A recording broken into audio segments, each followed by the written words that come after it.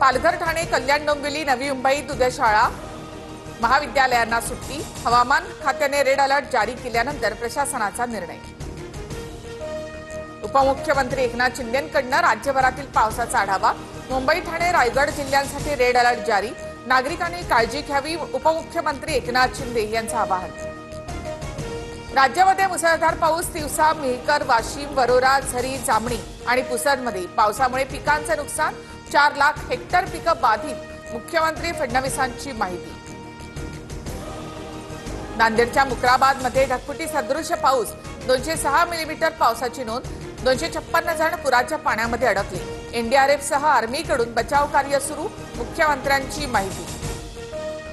नांदेडच्या मुखेड तालुक्यामधील हसनाळा यासह 6 गावांना पुराचा वेढा। लेंडी नदीने धोक्याची पातळी ओलांडली। एसडीआरएफकडून युद्ध पातळीवर बचाव कार्य सुरू।